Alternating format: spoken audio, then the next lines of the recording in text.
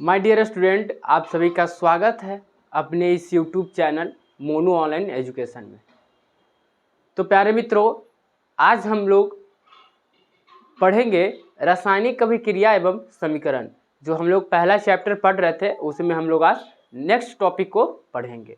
तो कल हम लोग बाबू ऊष्मा क्षेपीय अभिक्रिया तक पढ़ लिए थे। ऊष्मा शोषी अभिक्रिया का हम आपको डिफिनेशन समझा सिर्फ डिफिनेशन लिखाए थे, आज उसको समझा देंगे। तो चलिए फटाफट आप लोग क्लास को एक बार शेयर कर दीजिए और उसके बाद क्लास में आ जाइए। तो चलिए प्यारे बच्चों, आज हम लोग ऊष्मा शोषी अभिक्रिया का एग्जाम्पल और क्या होता है ऊष्मा क्षेपीय अभिक्रिया उसके बारे में हम लोग चलेंगे। तो आइए लिखिए, साथ साथ कलम और कॉपी लेकर के आप लोग बैठ जाइए और रिलैक्स होकर बैठ के आराम से पढ़िए। चलिए बच्चों स्टार्ट करते हैं। चलिए लिखिए, ऊष्मा शोषी अभिक्रिया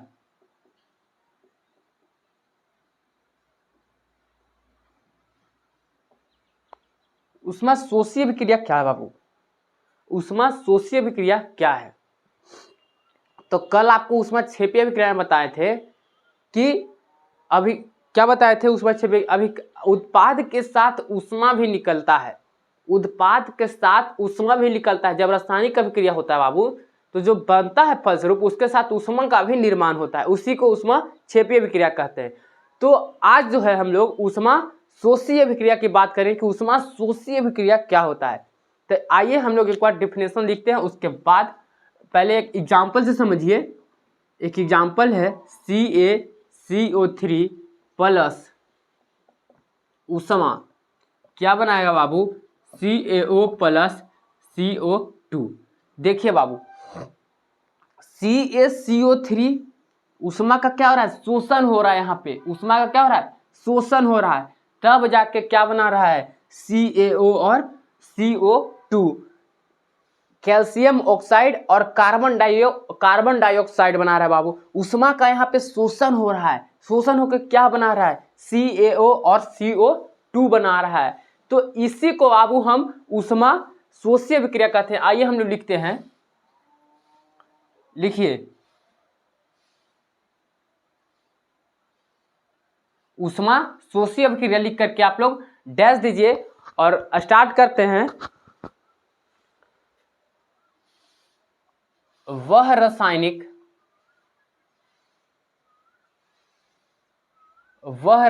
अभिक्रिया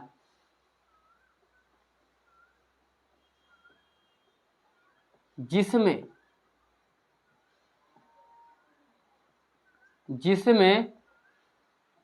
ऊष्मा मतलब क्या होता है बाबू? ऊर्जा होता है। ऊष्मा मतलब क्या होता है? ऊर्जा होता है। ऊर्जा का शोषण होता है। ऊर्जा का शोषण होता है।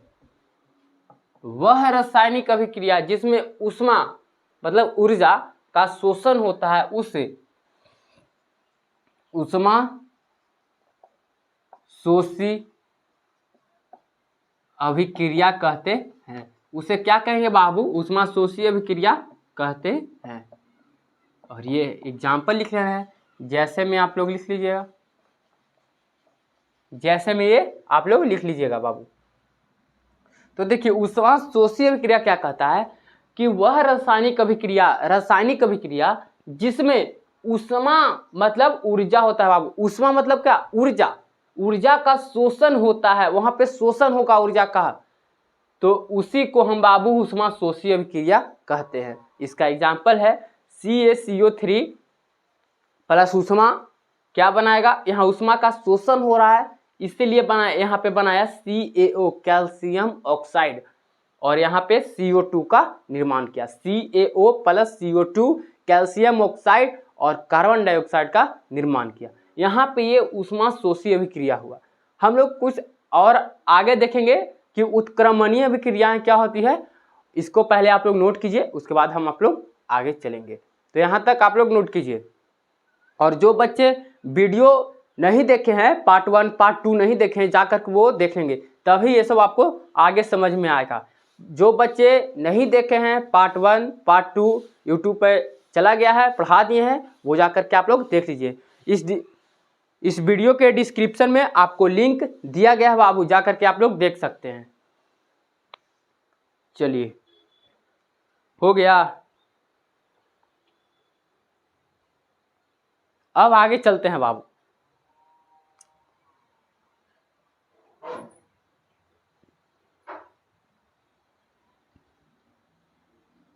यहां तक लिखिए बाबू। अब आगे हम लोग चलेंगे, एकदम चलते हैं अब आगे। आगे है, लिखिए उत्क्रमणीय अभिक्रिया किसको कहते हैं?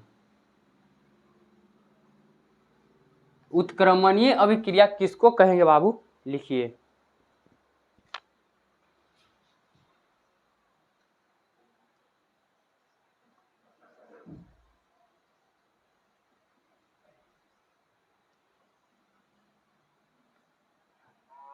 उत्क्रमणीय अभिक्रिया किसको कहेंगे? देखिए समझिए एकदम आराम से। देखिए बाबू, उत्क्रमणीय अभिक्रिया किसको कहेंगे? तो वह रासायनिक अभिक्रिया, उत्क्रमणीय अभिक्रिया को समझेगा, वह रासायनिक अभिक्रिया जो दोनों दिशाओं में होती है, उधर भी होगा और इधर भी होगा, दोनों दिशाओं में होता है, उसी को हम उत्क्रमणीय अभिक्रिया कहते हैं। समझे? तो आइए हम लोग देखते हैं कि उत्क्रमणीय अभिक्रिया किसको कहेंगे।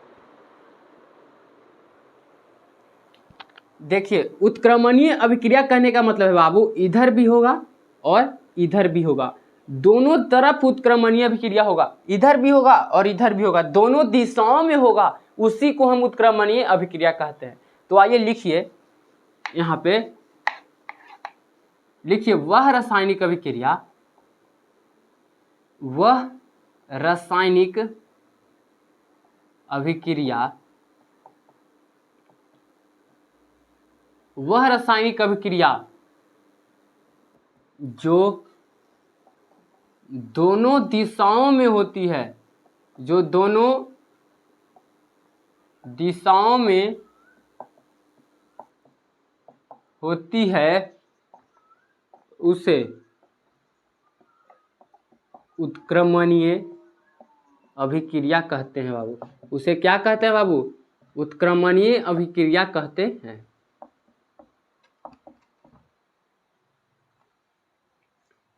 N2 +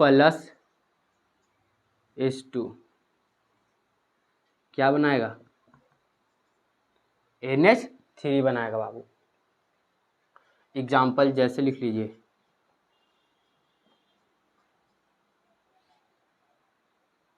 देखिए बाबू,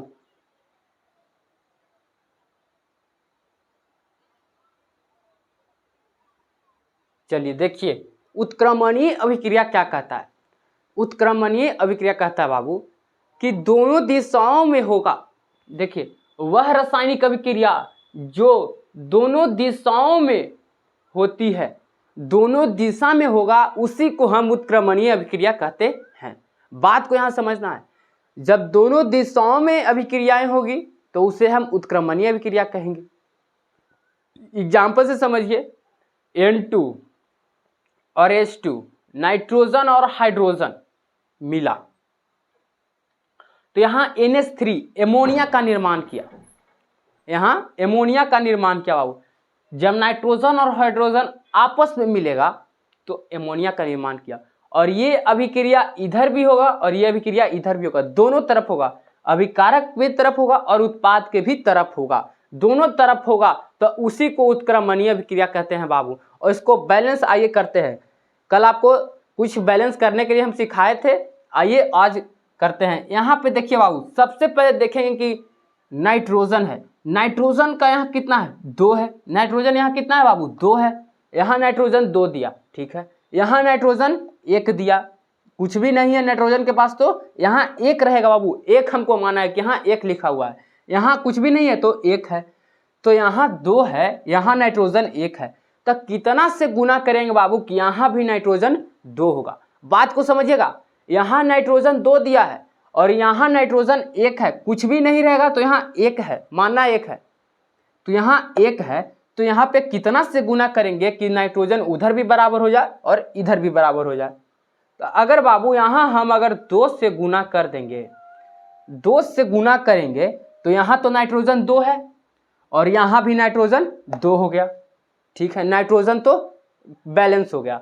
अब हम लोग आगे देखेंगे हाइड्रोजन है, हाइड्रोजन यहाँ कितना है 2 है और यहाँ हाइड्रोजन कितना है। जब आगे लिख दिए, कल आपको क्लास में बताए थे कि जब तत्व के आगे लिख दीजिएगा तो वो सभी तत्व का हो जाएगा, नाइट्रोजन का भी होगा हाइड्रोजन का भी होगा। तो यहाँ तो हाइड्रोजन अनबैलेंस हो गया, यहाँ हाइड्रोजन 2 था, यहाँ हाइड्रोजन 3 है। तो पहले से 3 था, अब कितना हो गया 3 दूनी 6, यहाँ पे 6 गो हाइड्रोजन हो गया बाबू और यहाँ पे हाइड्रोजन 2 गो है। तो कितना से इसको गुना करेंगे कि यहाँ भी हाइड्रोजन 6 हो जाए, यहाँ 6 है ही, 3 दूनी 6 और यहाँ भी कितना से गुना करेंगे बाबू कि यहाँ भी 6 हो जाए। अगर बाबू यहाँ दिमाग लगाइए कि कितना से गुना करेंगे कि 6 हो जाएगा, तो यहाँ से अगर 3 से गुना कर देंगे तो 6 नहीं होगा, 3 से अगर गुना कर दीजिएगा तो 6 नहीं होगा, 3 दूनी 6, हाइड्रोजन 6 है, यहाँ भी हाइड्रोजन 6 है। तो एक बार आइए मिला लेते हैं, नाइट्रोजन यहाँ 2 है, यहाँ भी नाइट्रोजन 2 है, क्लियर है, बैलेंस है। यहाँ हाइड्रोजन देखिए 3 दूनी 6, यहाँ 6 गो हाइड्रोजन है और यहाँ हाइड्रोजन देखिए, हाइड्रोजन यहाँ 3 यहाँ है, 3 इसके पास है और 2 आगे है, तो कितना हुआ 3 दूनी 6। तो नाइट्रोजन भी खुश हो गया बाबू और हाइड्रोजन भी खुश, दोनों बैलेंस हो गया, दोनों बैलेंस हुआ कि नहीं। एक बार देख लीजिए आप, आपको अलग वीडियो में बैलेंस करने के लिए सिखाएंगे, आएंगे अलग वीडियो लेकर के, उसमें सिर्फ बैलेंस करने के लिए सिखाएंगे कि बैलेंस कैसे किस प्रकार से किया जाता है। 3-4 मेथड है बैलेंस करने का, वो सब आपको सिखाएंगे। तो देखिए बाबू, ये आपका बैलेंस हो गया। कोई भी आप समीकरण लिखेंगे, कोई भी अगर लिखेंगे तो उसको आपको बैलेंस करना है। एग्जाम में अगर कोई भी आप समीकरण लिखेंगे एग्जाम्पल में तो उसको आपको बैलेंस कर देना है, ठीक है, नहीं तो गलत कर देता है, बैलेंस आपको उसको कर देना है। तो यहाँ जो है, यहाँ तक जो है बाबू उत्क्रमणीय अभिक्रिया था, उत्क्रमणीय अभिक्रिया कंप्लीट हुआ। कि उत्क्रमणीय अभिक्रिया किसको कहते हैं, तो वह रासायनिक अभिक्रिया जो दोनों दिशाओं में होती है उसे उत्क्रमणीय अभिक्रिया कहते हैं। N2 नाइट्रोजन इसको पढ़ते हैं, नाइट्रोजन को N2 लिखते हैं बाबू, हाइड्रोजन को H2 लिखते हैं। जब भी हाइड्रोजन को लिखना है तो H2 लिखेंगे, नाइट्रोजन को जब भी लिखना होगा तो N2 लिखेंगे, ठीक है।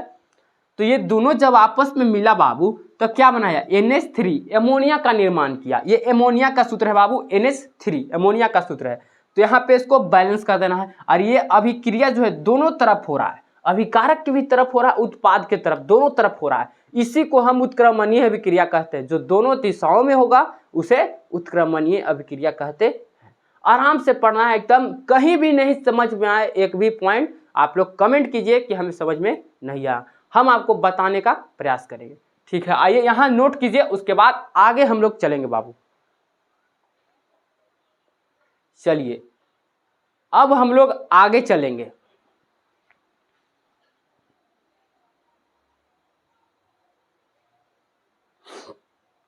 चलते हैं, यहां तक हो गया आप लोग का कंप्लीट।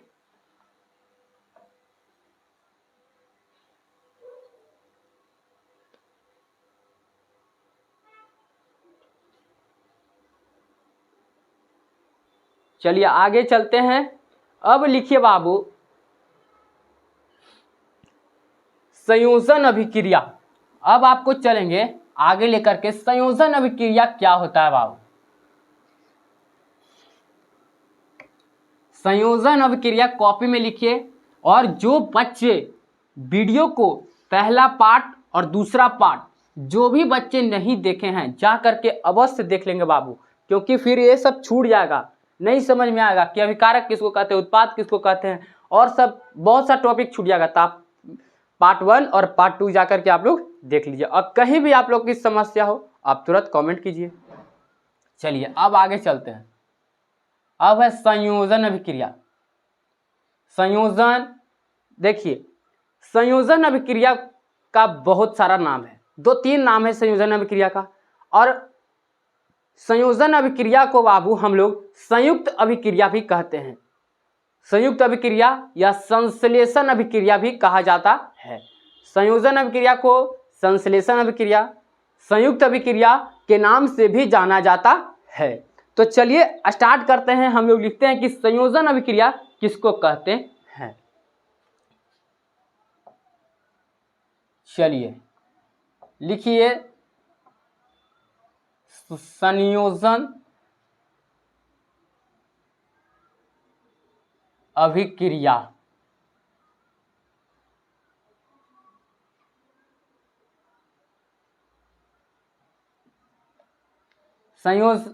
संयोजन अभिक्रिया किसको कहते हैं। संयोजन अभिक्रिया का दो और नाम है, आप लोग कॉपी में नोट कर लीजिए। संयोजन अभिक्रिया, उसके बाद कॉमा दीजिए, उसके बाद संश्लेषण अभिक्रिया लिख लीजिए, उसके बाद फिर कॉमा दीजिए, उसके बाद संयुक्त अभिक्रिया लिख लीजिए। 3 नाम होता है। कोई भी आप लोग को परीक्षा में ये पूछ के ना आपको संश्लेषण अभिक्रिया पूछेगा तो इसी को कहते हैं बाबू संश्लेषण अभिक्रिया, इसी को कहते हैं संयुक्त अभिक्रिया। आप लोग को एग्जाम में अगर क्वेश्चन आए तो हड़बड़ाना नहीं है, इसी को सब कहते हैं।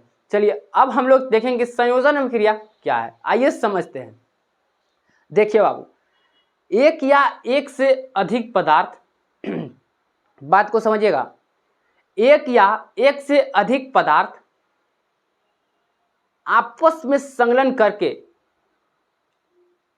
एक नए गुण वाले उत्पाद का निर्माण करते हैं, उसी को हम संयोजन, संश्लेषण या संयुक्त अभिक्रिया कहते हैं। देखिए, दो गो मिल के बाबू एगो का निर्माण करेगा। देखिए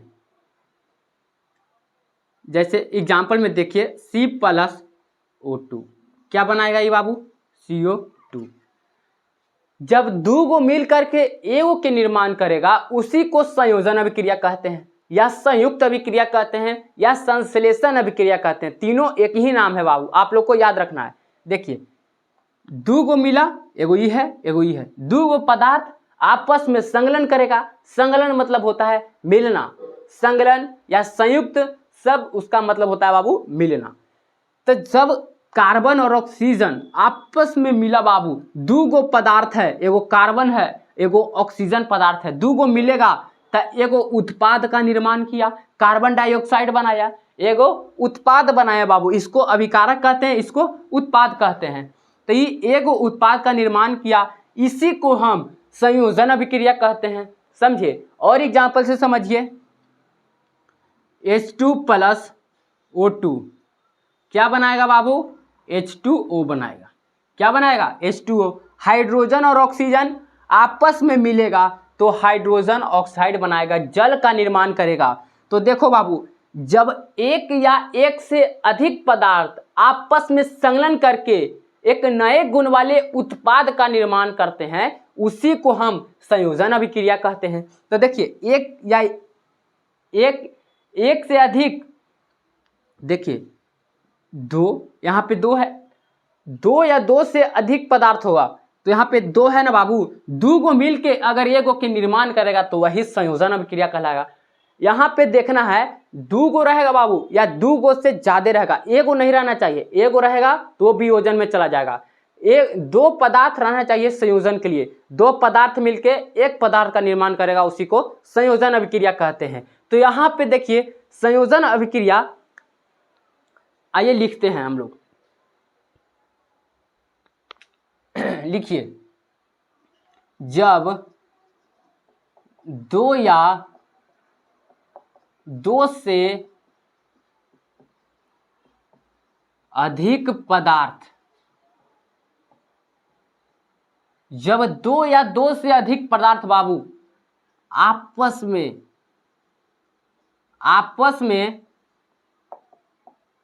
संलग्न करके मतलब बाबू मिलना होता है, संलग्न करके एकल उत्पाद,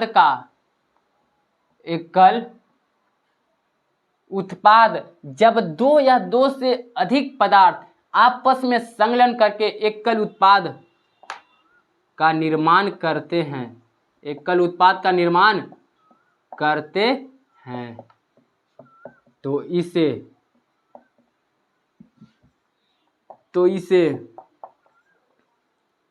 संयोजन अभिक्रिया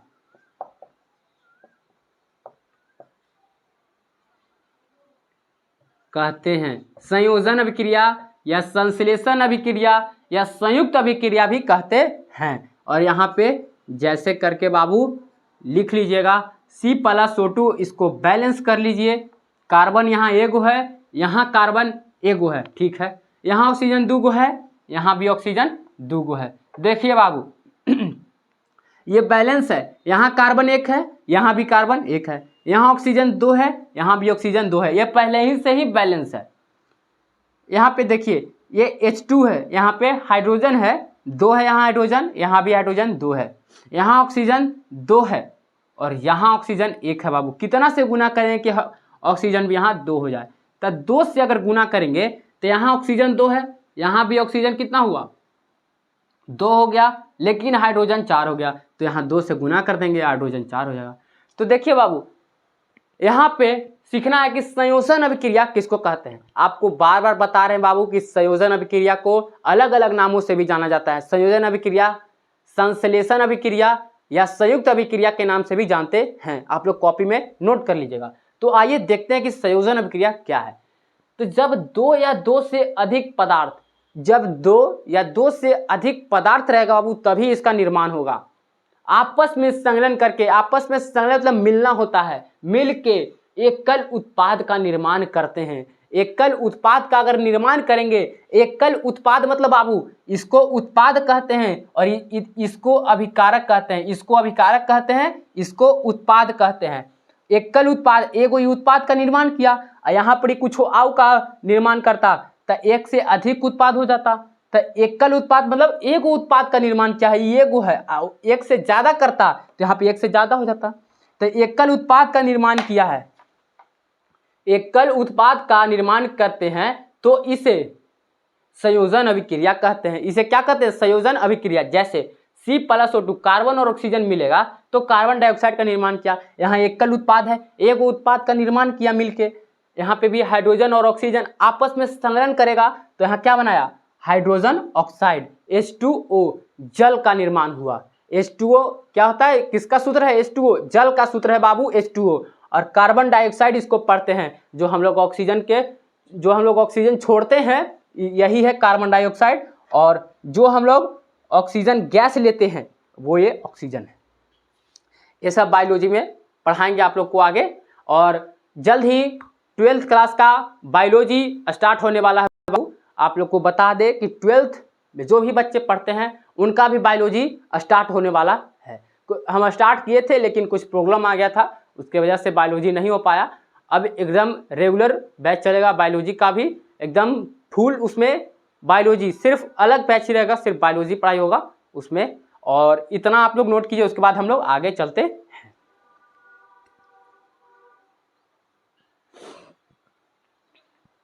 चलिए बाबू यहाँ तक आप लोग नोट कीजिए, यहाँ तक आपका हो गया।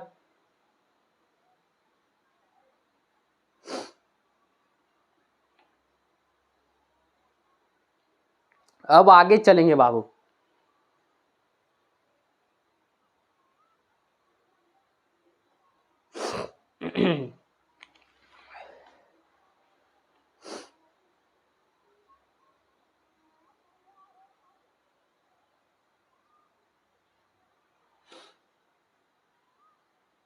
चलिए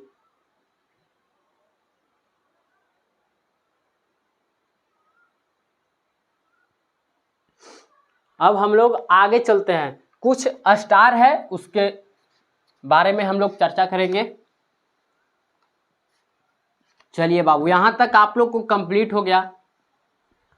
अब आगे चलेंगे, कुछ स्टार हैं उनको हम लोग देख लेंगे। चलिए तो पहला स्टार है बाबू, लिखिए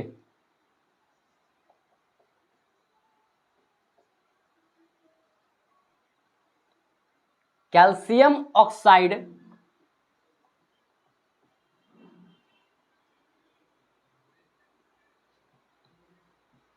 कैल्शियम ऑक्साइड या कली चूना या बिना बूझा हुआ चूना, बिना बूझा हुआ चूना का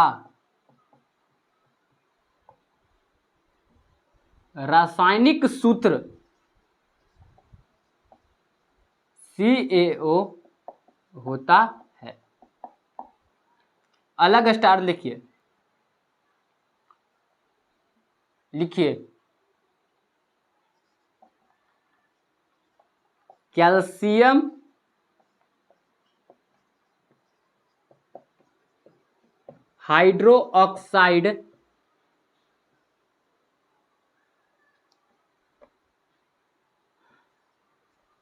कैल्शियम हाइड्रोक्साइड या भाखड़ा चूना, इसको क्या कहते हैं बाबू, इसको भाखड़ा चूना भी कहते हैं। भाखड़ा चूना या बुझा हुआ चूना का रासायनिक सूत्र जो होता है ना बाबू, रासायनिक सूत्र CaOH का होल ट्वाइस होता है। देखिए बाबू, यहां पे समझिएगा, बहुत ही इंपॉर्टेंट पॉइंट लिखा गया है। एक पॉइंट और है, उसको लिखेंगे। यहां पे पहले आप लोग समझिए क्या लिखा गया है। यहां पे लिखा गया है कि कैल्शियम ऑक्साइड को हम लोग, ये रासायनिक सूत्र है, इसका मतलब ये रासायनिक नाम है। कैल्शियम ऑक्साइड जो है रासायनिक नाम है। इसको कली चूना, बिना बुझा हुआ चूना का रासायनिक सूत्र CaO, कैल्शियम ऑक्साइड होता है। क्या होता है बाबू? कैल्शियम ऑक्साइड होता है। आपको याद रखना है, परीक्षा में पूछता है कि कैल्शियम ऑक्साइड मतलब कली चूना का सूत्र क्या होता है, कली चूना का रासायनिक सूत्र लिखे, तो इसको आपको लिखना है रासायनिक सूत्र CaO। आप पूछेगा कली चूना का रासायनिक नाम लिखें। कली चूना का रासायनिक नाम क्या है? कैल्शियम ऑक्साइड है बाबू। आप लोग को ध्यान रखना है, ऑप्शन में रहेगा कैल्शियम ऑक्साइड, एक ऑप्शन में कैल्शियम ऑक्साइड डाला हुआ रहेगा। तो पहले आपको समझना है कि कैल्शियम ऑक्साइड को ही हम क्या कहते हैं? CaO। ये रासायनिक नाम है और ये रासायनिक सूत्र है। बात देखिए, ये रासायनिक नाम लिखा गया है कैल्शियम ऑक्साइड, इसका पूरा नाम कैल्शियम ऑक्साइड है, और इसको कली चूना या बिना बुझा हुआ चूना कहते हैं। इसका रासायनिक सूत्र CaO होता है, आपको ध्यान रखना है। और इसको देखिए बाबू, कैल्शियम हाइड्रोक्साइड या इसको भाखड़ा चूना भी कहते हैं, भाखड़ा चूना या बुझा हुआ चूना कहते हैं। बुझा हुआ चूना और बिना बुझा हुआ चूना में अंतर है, इसको ध्यान रखिएगा। का रासायनिक सूत्र जो है CaOH का होल ट्वाइस होता है। CaOH का होल ट्वाइस, कैल्शियम हाइड्रोक्साइड होता है सर, कैल्शियम हाइड्रोक्साइड। CaOH का होल ट्वाइस का पूरा नाम जो है कैल्शियम हाइड्रोक्साइड, समझे। और इसको क्या कहते हैं? भाखड़ा चूना या बुझा हुआ चूना, इसको कहते हैं कैल्शियम हाइड्रोक्साइड को। तो इतना आप लोग ध्यान में रखिएगा, काम आपका हो जाएगा। तो यहां तक आप लोग नोट कीजिए। और एक लाइनें कही गई हैं बाबू, पहले आपको इसको नोट कीजिए, उसके बाद हम बताते हैं। इसको आप लोग नोट कीजिए, उसके बाद हम एक लाइन, आपको बहुत ही प्यारा लाइन कहे हैं। डॉक्टर भीमराव अंबेडकर जो हैं, हमारे संविधान का निर्माता जो हैं डॉक्टर भीमराव अंबेडकर, उन्होंने ही ये प्यारी लाइनें कही हैं। यहां तक पहले आप लोग लिख लीजिए, उसके बाद हम आपको आगे ले चलेंगे।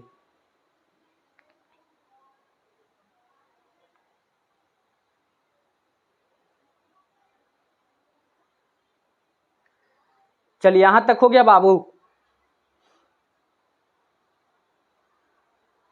चलिए, यहां तक आप लोग लिख लीजिए। चलिए, अब आगे ले चलते हैं। पहले आप लोग एक प्यारी सी लाइन है, सुन लीजिए। डॉक्टर भीमराव अंबेडकर ने कहे हैं, जो संविधान का निर्माता हैं डॉक्टर भीमराव अंबेडकर, उन्होंने ही कहे हैं कि शिक्षा शेरनी का वह दूध है जिसने जितना पिया है वह उतना ही दहाड़ा है। तो इस लाइन को कहने से आप क्या समझ रहे हैं बाबू? शिक्षा शेरनी का वह दूध है जो पिया है वो तहाड़ा है। मतलब शिक्षा के बिना ना बाबू आप कुछ भी नहीं कर सकते हैं। आज के समय में अगर आपके पास शिक्षा नहीं है ना तो कुछ भी नहीं है आपके पास, ये आप जान लीजिए। शिक्षा का होना आज के समय में बहुत ही महत्वपूर्ण है, अति आवश्यक है। अगर शिक्षा नहीं है तो आप कुछ भी नहीं कर सकते हैं, समझे। तो आप लोग को पढ़ना जरूरी है, शिक्षा लेना जरूरी है। कहीं से भी शिक्षा मिले, कहीं भी आपको लेना है बाबू, समझे। तो इसी बात को कहना था, आप लोग के समझ रखना था। तो चलिए अब हम लोग आगे चलते हैं। इसको आप लोग याद रखना है बाबू, समझे। ये बहुत ही बढ़िया लाइन डॉक्टर भीमराव अंबेडकर ने कहे हैं।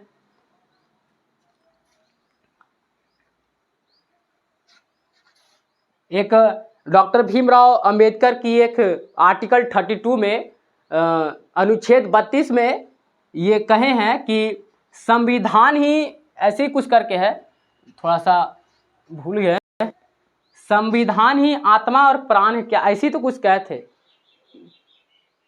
कि संविधान का आत्मा और प्राण कहा जाता है, पता यही कुछ बोले थे डॉक्टर भीमराव अंबेडकर। तो समझे, तो यही लाइनें और डॉक्टर भीमराव अंबेडकर की एक हिंदी किताब में, मतलब 10th का हिंदी में सिर्फ पहला चैप्टर है श्रम विभाजन और जाति प्रथा, वो भी आप लोग को पढ़ाएंगे। डॉक्टर भीमराव अंबेडकर के बारे में उनका जीवनी पढ़ाएंगे कि क्या है उनका जीवनी, कैसे वो कौन से विद्यालय में पढ़े, कहाँ पढ़े, उस सब के बारे में पूरा चर्चा करेंगे। तो समझे, इसको आप लोग को याद रखना है। ये जो हम लाइनें कहें कि शिक्षा शेरनी का वह दूध है, जिसने पिया है वो तहाड़ा है, समझे। तो इसको आप लोग को दिमाग में रखना है। चलिए बाबू, अब हम लोग आगे चलेंगे। अब आगे चलेंगे, लिखिए।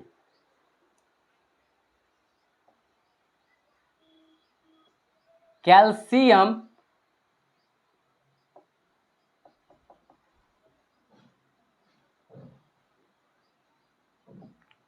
कार्बोनेट या चूना